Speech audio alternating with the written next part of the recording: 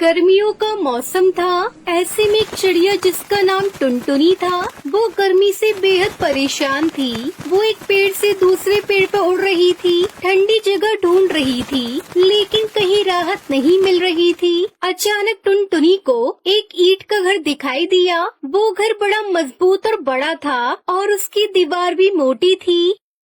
ये घर कितना सुंदर दिख रहा है, मोटा भी लग रहा है। शायद इसमें जाने से गर्मी से थोड़ी राहत मिल सकती है।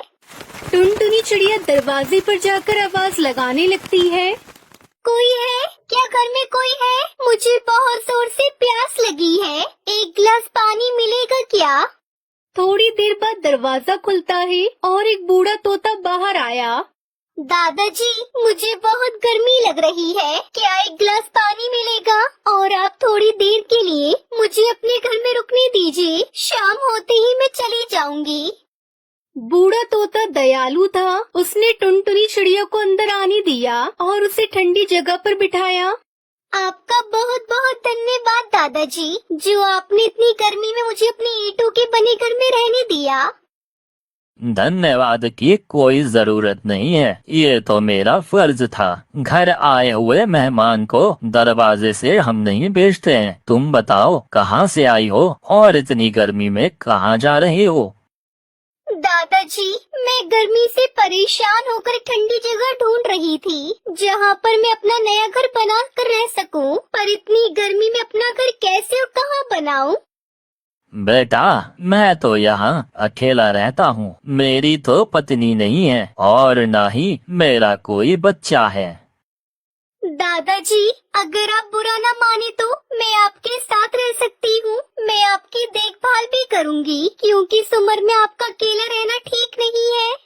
बूढ़ा तोता टुनटुनी चिड़िया के प्रस्ताव से बहुत खुश था। उसने टुनटुनी को अपने घर में रहने की अनुमति दे दी। टुनटुनी और बूढ़ा तोता जल्दी अच्छे दोस्त बन गए। टुनटुनी हर दिन बूढ़े तोते की देखभाल करती, घर के सारे काम करती। वही कालू कौवा, जो बूढ़ा तोता का पड़ोसी था, वो ये सब देखकर कहता है, सुंदरी, मुझे कुछ समझ नहीं आ रहा है कि टुनटुनी ने उस बूढ़े तोते को क्या पट्टी पड़ा दी है, जो उसने उसको अपने घर में रखा हुआ है। मैंने सोचा था कुछ दिनों में वो बूढ़ा तोता मर जाएगा, फिर उसका ईंट का घर हमारा होगा और हम उसी घर में जाकर रहेंगे। अपना ये टूटा फूटा घोंसला छोड़ देंगे। हमें इस टुनटुनी चिड़िया का कुछ न कुछ तो करना होगा। सबसे पहले हमें उस बूढ़े तोते और टुनटुनी चिड़िया के विश्वास को तोड़ना होगा। कुछ ऐसा करना पड़ेगा जो बूढ़ा तोता खुद उस टुनटुनी चिड़िया को घर से निकाल दे।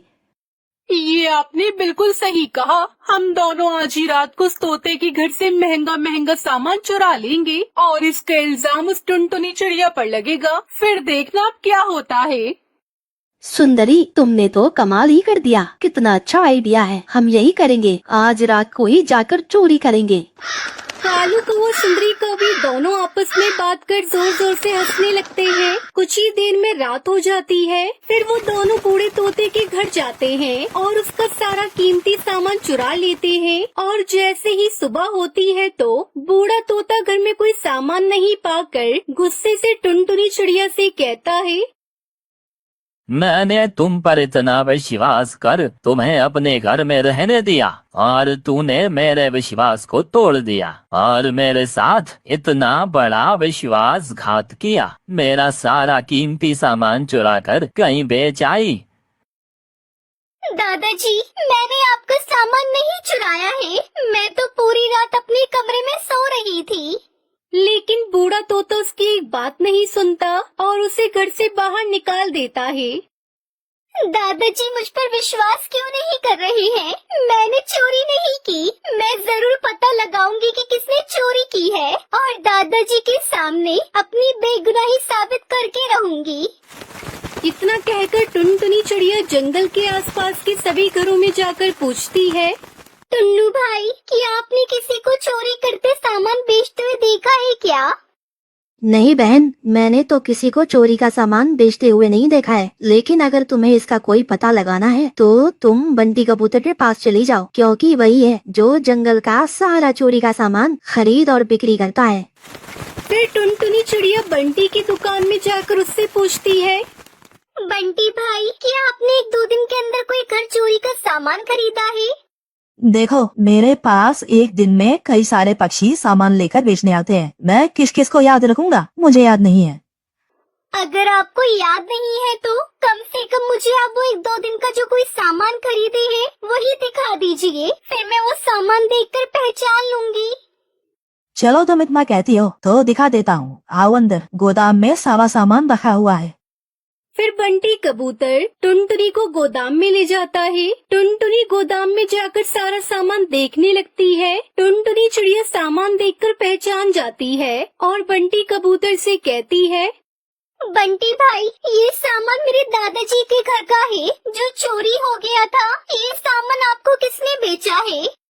देखो, मैं यहाँ पर चोरी का सामान खरीदता हूँ तो चोरी का सामान ही तुम्हें दिखेगा। लेकिन हाँ, इतना कह सकता हूँ, पिछले 2 दिनों में मेरे पास सामान लेकर कालू कौवा, बुलबुल, भूरा चिड़ा, यही सब 2 दिन में सामान लेकर आए। अब इनमें से चोर कौन है ये तुम्हें खुद ही पता लगाना होगा। फिर टुनटुनी चिड़िया जंगल में सभी पक्षियों के घर जाकर चेक करने लगी कि चोरी का सामान किसने बेचा था। फिर एक दिन वो कालू कौवे के घर की तरफ से जाती है। वही कालू कौवा सुंदरी से बात कर रहा था। सुंदरी, अब लगता है हमारा प्लान काम कर गया। हाँ जी, अब तो वो बूढ़ा तोता इतने बड़े घर में अकेला रहता है और जब से वो चिड़िया की बच्ची गई है तब से बराबर उस तोते की तबीयत और भी ज्यादा खराब है। लगता है वो कुछ दिनों में ही मर जाएगा। तुम बिल्कुल सही कह रही हो। अब हमें इस गर्मी में ठंडे ठंडे ईंट के घर में रहने को मिलेगा। फिर हम दोनों मस्ती में अपना जीवन बिताएंगे। ये बात सुनते ही टुनटुनी उन दोनों के घर में जाकर उन्हें खूब सुनाती है और उन दोनों को लेकर बूढ़े तोते के पास जाती है। दादाजी, ये देखिए, इन दोनों ने आपके घर का सारा सामान चुराया है और बंटी कबूतर की दुकान में बेच कर आए हैं। मैं खुद उसकी दुकान से आपका सारा सामान देख कर आई हूँ और इन दोनों को बात करते हुए सुना था मैंने। तुम दोनों ने ठीक नहीं किया।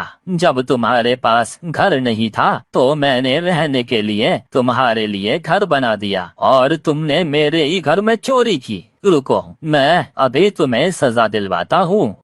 इतना कहकर बूढ़ा तोता पुलिस को फोन करके बुला लेता है। पुलिस आकर कालू कौवे सुंदरी कौवी दोनों को पकड़कर ले जाती है। मुझे माफ कर दो टुनटुनी, मैंने तुम्हें गलत समझा। कोई बात नहीं दादाजी।